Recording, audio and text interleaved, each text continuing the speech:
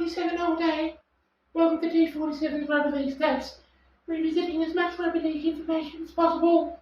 Right now, 1952 wooden spoon in Australian Rugby League, popular wooden spoon AMP Imperial, and as always, so you're not missing any crucial Rugby League information, watching this video all the way through to the end. So, continuing on, and this time it was Parramatta's turn for the wooden spoon in 1952. Very, very disappointing performance, because if you've been watching this video, and you can scroll through this playlist, you'll see that in 1947, Parramatta also got the wooden spoon in their first year of the comp. But then, in 1948, 1949, 1950, 1951, those 4 years, while Parramatta still hadn't made the finals yet, they had at least avoided the wooden spoon, gone a bit better those 4 years. In 1952, they crashed back down to the bad old habits, so to speak, and after losing the first 9 games of an 18-game season, obviously made it extremely difficult from that point on to avoid the wooden spoon. And as per always, we'll go through every wooden spoon team's wins, losses, for and against top try and point scorers for the season. So, of the 18 games that everyone played in 1952, Parramatta winning just 3 and losing 15. A lot of them by embarrassing margins. A lot of those losses, they were conceding over 30 points quite often. So it's not surprising then that their for and against was horrendous. In attack, they managed 241 points, which is pretty cool. Considering they got the spoon, that's actually reasonable, scoring 241 points.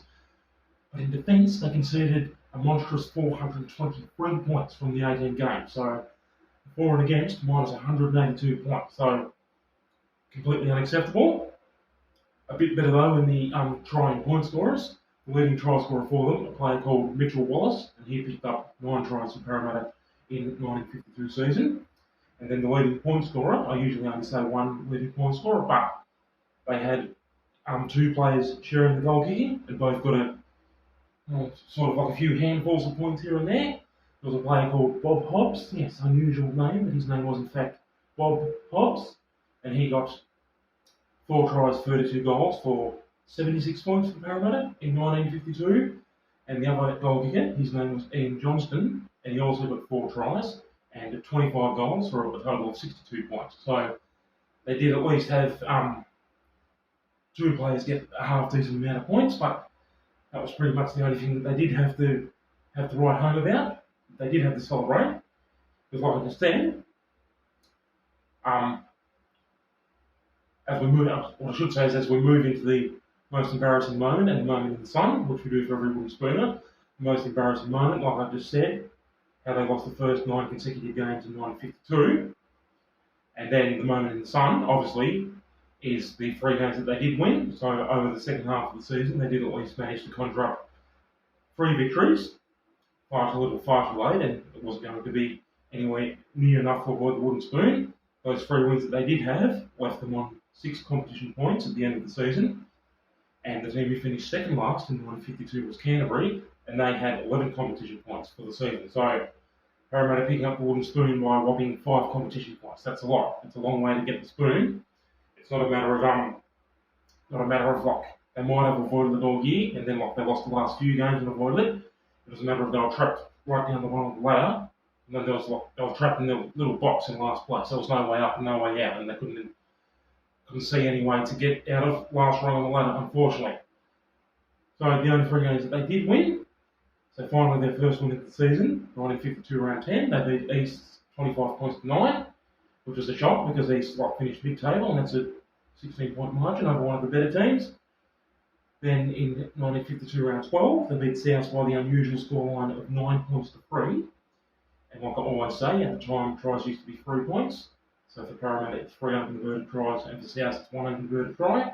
Parramatta 9, South 3, 1952 round 12.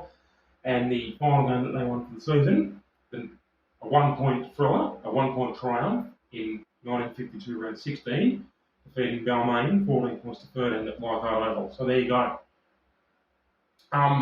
Unfortunately for Eels fans, I know it's not pretty listening, but it's actually going to get worse, unfortunately. It said the first wooden spoon was 1947, the second one, this one, in 1952.